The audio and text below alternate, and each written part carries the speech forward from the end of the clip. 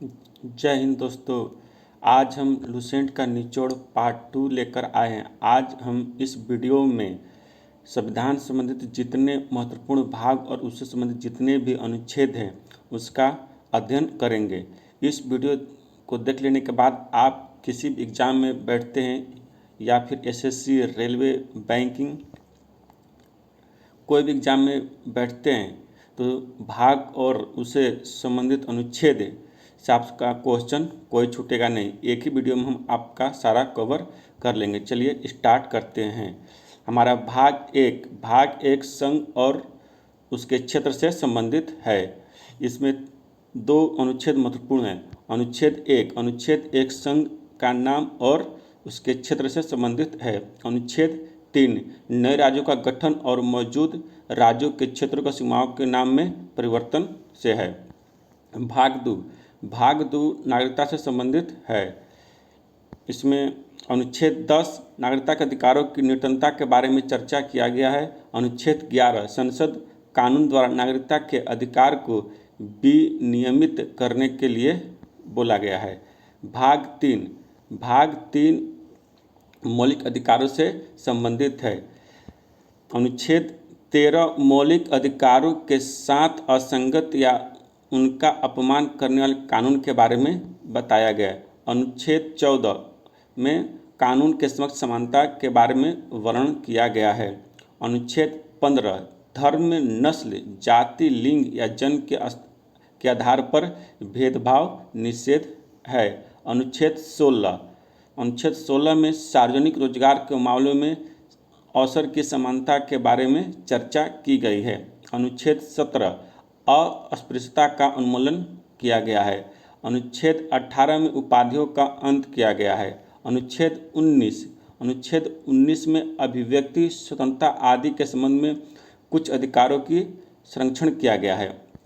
अनुच्छेद 19 का ए में भाषण और अभिव्यक्ति की स्वतंत्रता के बारे में चर्चा किया गया है। अनुच्छेद 19 के 1 के बी में शांतिपूर्वक और बिना हथियारों के इकट्ठा होने की आपको आज़ादी है। अनुच्छेद 19 के 1 के सी में संघ या संघ बनाने की आपको स्वतंत्रता है। अनुच्छेद 19 के 1 के डी में भारत के पूरे क्षेत्र में स्वतंत्र रूप से घूमने की स्वतंत्रता है। अनुच्छेद 19 के 1 के ई में भारत के राज्य क्षेत्र के किसी भी भाग में निवास और बसने की स्वतंत्रता है।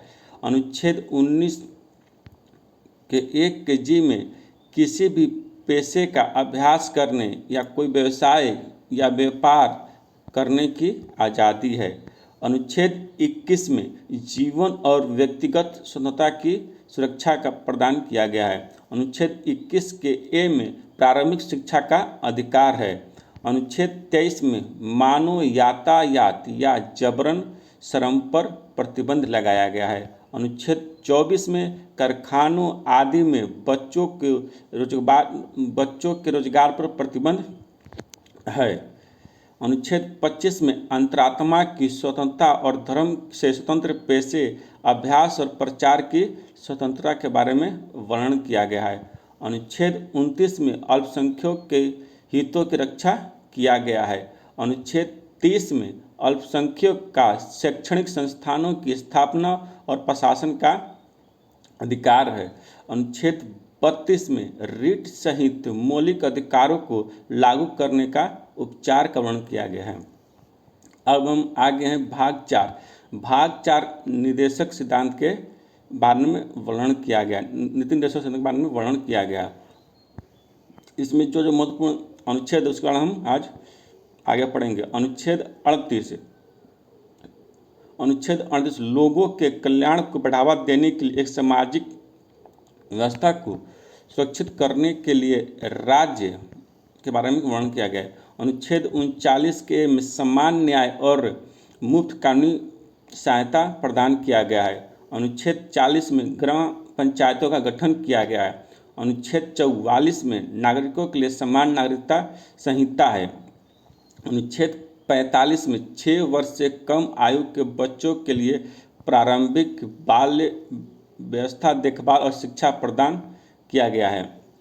अनुच्छेद 46 में अनुसूचित जातियों, अनुसूचित जनजातियों और अन्य कमजोर वर्गों के शैक्षिक आर्थिक हितों के बारे में वर्णन किया गया है। अनुच्छेद 50 में न्यायपालिका को कार्यपालिका से अलग किया गया है। अनुच्छेद 51 में अंतर्राष्ट्रीय शांति और सुरक्षा को बढ़ावा देना किया गया है। हमारा आ गया है भाग 4 का ए। भाग 4 का एक मौलिक कर्तव्य से संबंधित है और इसमें एक ही अनुच्छेद महत्वपूर्ण है, अनुच्छेद 51 का ए, जो कि मौलिक कर्तव्य है। यदि आपसे क्वेश्चन ऐसे पूछ सकता है कि मौलिक कर्तव्य का वर्णन किस में है, तो ये भाग 4 के ए में और अनुच्छेद 51 के ए में है। अब हम पढ़ेंगे भाग 5 ए। भाग 5 संघ से संबंधित है। अनुच्छेद 72 राष्ट्रपति की शक्ति द्वारा क्षमा आदि प्रदान और कुछ मामलों में सजा को निलंबित करना, कम करना में वर्णन किया गया। अनुच्छेद 74 राष्ट्रपति की सहायता और सलाह के लिए मंत्रिपरिषद के बारे में चर्चा की गई है। हमारा क्वेश्चन पूछता मंत्रिपरिषद का वर्णन किस अनुच्छेद में किया गया, तो इसका सीधा आंसर होगा अनुच्छेद 74। अनुच्छेद 76 में भारत के लिए महान्यायवादी के बारे में चर्चा किया गया है। अनुच्छेद 78 राष्ट्रपति को सूचना देने आदि के संबंध में प्रधानमंत्री कर्तव्यों के बारे में चर्चा की गई है। अनुच्छेद 85 में संसद के सत्र, सत्रवाहन और विघटन के बारे में वर्णन किया गया है। आपसे पूछ दे कि संसद के सत्र या गठन या विघटन किस अनुच्छेद में है, तो इसका सही आंसर होगा अनुच्छेद 85। अनुच्छेद 100 में सदनों में मतदान, रिक्तियों और गणपूर्ति के होते हुए भी कार्य करने सदन में शक्ति, यानी अनुच्छेद 100 में सदन मतदान, उसके रिक्त गणपूर्ति होने के बाद ही सदन की कार्यवाही के बारे में वर्णन किया गया है। अनुच्छेद 108 में कुछ मामलों में दोनों सदनों की संयुक्त बैठक के बारे में वर्णन किया गया। आपसे क्वेश्चन पूछ देगा दोनों सदनों का संयुक्त बैठक किस अनुच्छेद के तहत लाई जाती है, तो हो जाएगा अनुच्छेद 108। अनुच्छेद 109 में धन विधेयकों के संबंध में विशेष प्रक्रिया के बारे में वर्णन किया गया है। अनुच्छेद 110 धन विधेयकों की परिभाषा के बारे में बताया गया है। अनुच्छेद 112 वार्षिक वित्तीय विवरण। अनुच्छेद 123 संसद के अवकाश के दौरान अध्यादेश जारी करने की राष्ट्रपति की शक्ति के बारे में बताया गया है। अनुच्छेद 139 कतिपय रिट जारी करने की शक्तियों का सर्वोच्च न्यायालय को प्रदान किया जाना है। अनुच्छेद 141 सुप्रीम कोर्ट द्वारा घोषित कानून सभी अदालतों के लिए बाध्यकारी है। अनुच्छेद 143 में सर्वोच्च न्यायालय से परामर्श करने की राष्ट्रपति की शक्ति के बारे में बताया गया है। यानी आपसे क्वेश्चन पूछ लेगा कि राष्ट्रपति सर्वोच्च न्यायालय से परामर्श किस अनुच्छेद के तहत लेता है, तो उसका सही जवाब हो जाएगा अनुच्छेद 143 के तहत। अनुच्छेद 148 भारत के नियंत्रक और महालेखक परीक्षक के बारे में वर्णन किया गया है। अनुच्छेद 149 नियंत्रक और महालेखक परीक्षक के कर्तव्य और शक्ति के बारे में बताया गया है। अब हमारा आ गया है भाग 6। भाग 6 में राज्य के बारे में वर्णन किया गया है। इसके अंदर जितने भी अनुच्छेद हैं उसके बारे में हम विस्तार से चर्चा करेंगे। भाग 6 में अनुच्छेद 155 राज्यपाल की नियुक्ति के बारे में बताया गया है। अनुच्छेद 161 में क्षमा प्रदान करने की राज्यपाल की शक्ति कुछ मामलों में सजा को निलंबित भी कर सकता है, हटाने या उसको कम भी कर सकता है। यानी राज्यपाल किस अनुच्छेद के तहत किसी मामले को निलंबित यानी माफ़ कर सकता है, कम कर सकता है, तो इसका सही जवाब देगा अनुच्छेद 161 के तहत। अनुच्छेद 163 राज्यपाल की सहायता और सलाह के लिए मंत्रिपरिषद के गठन के बारे में बताया गया है। अनुच्छेद 167 के में राज्यपाल के कर्तव्य को सूचना उपलब्ध कराने के संबंध में मुख्यमंत्री का गठन कार्य बताया गया है। यानी राज्यपाल सूचना उपलब्ध कराने के लिए संबंध में कौन है, मुख्यमंत्री। यानी मुख्यमंत्री अनुच्छेद 167 के तहत राज्यपाल को सूचना प्रदान करता है। अनुच्छेद 169 राज्यों में विधान परिषदों का उन्मूलन या निर्माण, यानी राज्य विधान परिषदों का निर्माण या खात्मा किससे होगा? अनुच्छेद 169 के तहत। अनुच्छेद 198 में धन विधेयकों के संबंध विशेष प्रक्रिया के बारे में वर्णन किया गया है। अनुच्छेद 201 राष्ट्रपति के विचार के लिए सुरक्षित विधेयक के बारे में चर्चा किया गया है। अनुच्छेद 202 वार्षिक वित्तीय विवरण के बारे में चर्चा किया है। वार्षिक वित्तीय विवरण एक राज्य के बारे में किया गया है अनुच्छेद 202 के तहत। अनुच्छेद 224 के तहत अतिरिक्त और कार्यवाहक न्यायाधीशों की नियुक्ति के बारे में चर्चा की गई है। अनुच्छेद 224(a) के तहत उच्च न्यायालय की बैठकों में सेवानिवृत्त न्यायाधीशों की नियुक्ति की जा सकती है। यानी उच्च न्यायालयों की बैठकों में सेवानिवृत्त न्यायाधीशों की नियुक्ति किस अनुच्छेद तहत होती है? तो अनुच्छेद 224(a) की तहत होती है। अनुच्छेद 224 कतिपय रिट जारी करने की उच्च न्यायालय की शक्ति। भाग 8 में केंद्र शासित प्रदेश के बारे में चर्चा गया है। इसमें एक अनुच्छेद है अनुच्छेद 239 केंद्र शासित प्रदेश का प्रशासन के बारे में वर्णन किया गया। आपसे क्वेश्चन पूछ देगा केंद्र शासित प्रदेशों का प्रशासन किस अनुच्छेद में है? तो वो जाएगा अनुच्छेद 239। भाग 9 ग्राम पंचायतों के बारे में वर्णन किया गया है। तो इसमें कितने अनुच्छेद हैं? 2 ही अनुच्छेद दिए गए हैं। इसमें पहला अनुच्छेद है अनुच्छेद 243(b) के तहत पंचायतों का गठन किया जाता है और अनुच्छेद 243(g) के तहत पंचायतों की शक्तियाँ, अधिकार और जिम्मेदारियों के बारे में वर्णन यानी चर्चा किया गया है। भाग 11 में केंद्र और राज्य के संबंध के बारे में बताया गया है।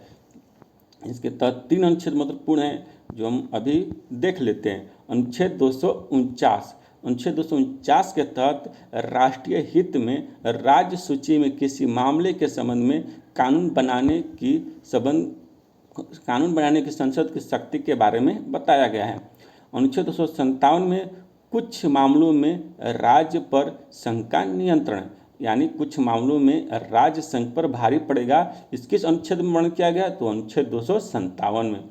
अनुच्छेद 262 में अंतर्राज्यीय नदियों या नदी घाटियों के जल संबंधित विवादों का न्याय निर्णय के बारे में चर्चा की गई। भाग 12 में वित्त, संपत्ति, अनुबंध और छूट के बारे में चर्चा की गई है। इसमें जितना अनुच्छेद उसको पढ़ेंगे। अनुच्छेद 266 भारत और राज्य की समेकित निधि और सार्वजनिक खाते के बारे में चर्चा की गई है। अनुच्छेद 267 आकस्मिक निधि। अनुच्छेद 275 संघ से कुछ राज्यों को अनुदान। अनुच्छेद 280 वित्त आयोग के बारे में क्या गया है? वित्त आयोग का गठन किसमें होता है? अनुच्छेद 280 के तहत। अनुच्छेद 301 के तहत कानून के अधिकार के बिना व्यक्तियों को संपत्ति से वंचित नहीं किया जाना चाहिए। अनुच्छेद 300A में क्या है? कानून के अधिकार के बिना व्यक्तियों को संपत्ति से वंचित नहीं करना चाहिए। दोस्तों, जो हमारे पहले 7 अधिकार थे उसमें जो संपत्ति का अधिकार था उसको हटाकर 300A के तहत उसे कानून का अधिकार बना दिया गया है। दोस्तों याद रखेंगे कि जो संपत्ति का अधिकार था, कानूनी अधिकार किस अनुच्छेद तहत बन गया? तो अनुच्छेद 300A के तहत। हमारा अगला भाग 14 है और भाग 14 में संघ और राज्यों के अधीन सेवाओं के बारे में वर्णन किया गया है। अनुच्छेद 312 के तहत अखिल भारतीय सेवाओं के बारे में वर्णन किया गया है और अनुच्छेद 315 के तहत संघ और राज्य के लोक सेवा आयोग के बारे में चर्चा किया गया है। भाग 15 में चुनाव आयोग के गठन के बारे में वर्णन किया गया है। इसमें एक ही अनुच्छेद है, अनुच्छेद 324। अनुच्छेद 324 चुनाव का अधीक्षण, निर्देशन और नियंत्रण चुनाव आयोग में निहित होगा। आपसे कुछ पूछ जाता है चुनाव आयोग किससे संबंधित है, तो इसका आंसर जाएगा भाग 15 और अनुच्छेद 324। हमारा अगला भाग है भाग 16। भाग 16 में जितने महत्वपूर्ण अनुच्छेद है पढ़ेंगे अभी हम। अनुच्छेद 335 के तहत सेवाओं और पदों पर अनुसूचित जाति और जनजाति के दावे के बारे में वर्णन किया गया है। अनुच्छेद 338 के तहत राष्ट्रीय अनुसूचित जाति आयोग का गठन के बारे में वर्णन किया गया और अनुच्छेद 338A के तहत राष्ट्रीय आयोग अनुसूचित जनजाति के बारे में वर्णन किया गया है। अनुच्छेद 340 के तहत पिछड़े वर्गों की स्थिति के जांच के लिए एक आयोग की नियुक्ति की गई है। भाग 17 में राजभाषाओं के बारे में वर्णन किया गया है। अनुच्छेद 343 के तहत संघ की राजभाषा के बारे में वर्णन किया गया है, यानी कि जो हमारा राजभाषा है वह हिंदी है। इसका वर्णन किस में किया गया? अनुच्छेद 343 में। दोस्तों हम यहाँ एक मिस्टेक करते हैं कि हमारी हिंदी राष्ट्रभाषा है, जो कि बहुत गलत है। हमारी अपनी कोई राष्ट्रभाषा नहीं है, हमारी अपनी एक राजभाषा है जो कि हिंदी है और इसका वर्णन 343 अनुच्छेद में किया गया है। भाग 18 में आपातकालीन प्रावधान के बारे में चर्चा किया गया है। अनुच्छेद 352 के तहत आपातकाल घोषणा यानी राष्ट्रीय आपात घोषणा की जा सकती है। अनुच्छेद 356 तहत राज्य में संवैधानिक तंत्र की विफलता के बारे में प्रावधान यानी राष्ट्रपति शासन लागू होता है। यानी राज्यों में जब संविधान विफल हो जाता है तो राष्ट्रपति शासन किस अनुच्छेद तहत लगता है? 356 के तहत। दोस्तों क्वेश्चन बार बार पूछता है और आपको याद रखना चाहिए कि 356 के तहत राष्ट्रपति शासन लागू होता है। आपसे क्वेश्चन ये पूछ देगा कि सबसे पहले राष्ट्रपति शासन किस स्टेट में यानी किस राज्य में लगा था? तो हो जाएगा आपका पंजाब में। अनुच्छेद 360 के तहत वित्तीय आपातकाल के संबंध में प्रावधान है। दोस्तों आपसे क्वेश्चन पूछता है कि वित्तीय आपातकाल प्रावधान किस अनुच्छेद में? तो इसका सही जवाब हो जाएगा अनुच्छेद 360। और दोस्तों एक आपसे क्वेश्चन पूछता है कि भारत में वित्तीय आपात कितनी बार लगाई गई है? तो दोस्तों आज तक भारत में वित्तीय आपातकाल लागू नहीं हुआ है। अब हम पढ़ेंगे भाग 19। भाग 19 विविध है, यानी कि विविध मतलब कि जो किसी संबंधित अलग अलग संबंधों से संबंधित है, यानी भाग 19 विविध संबंधों से अनुच्छेद है। दोस्तों यदि आपको वीडियो पसंद आया या अच्छा लग रहा हो तो प्लीज़ इसे लाइक कर सकते हैं। चलिए हम आगे देख लेते हैं। अनुच्छेद 365 संघ यानी राष्ट्र शासन द्वारा दिए गए निर्देश का पालन करने या उन्हें प्रभावित करने में विफलता का प्रभाव राष्ट्रपति शासन लागू होता है। अनुच्छेद 365 के तहत संघ द्वारा किन्हीं दिए गए निर्देशों का पालन करने या उन्हें प्रभावित करने में विफलता का प्रभाव में होता है। भाग 20 संविधान का संशोधन, यानी भाग 20 के तहत संविधान संशोधन किया जाता है। तो अनुच्छेद 368 है संविधान और उसके प्रक्रिया में संशोधन करने संसद की शक्ति। दोस्तों अनुच्छेद 368 के तहत हमारे संविधान में जो भी संशोधन प्रक्रिया होती है वो 368 के तहत होती है। दोस्तों यदि आपको ये वीडियो अच्छा लगा हो आप इसे सब्सक्राइब कीजिए और आगे दोस्तों को शेयर कीजिए। दोस्तों ये वीडियो आप 1 या 2 बार देख लेंगे तो आपको ये पूरे जितने भी भाग और अनुच्छेद हैं आपको याद हो जाएगा और इसके अलावा यानी जितने भी अनुच्छेद हमने आपको बताया इसके अलावा एग्जाम में आपको क्वेश्चन नहीं पूछता है। यदि आप ये 2 बार वीडियो देख लेते हैं तो आप किसी भी एग्जाम में तैयारी करते हो, जैसे एसएससी, रेलवे, बीपीएससी, बिहार दरोगा, बिहार पुलिस, तो यह आपके लिए मील का पत्थर साबित होगा। धन्यवाद दोस्तों देखने के लिए।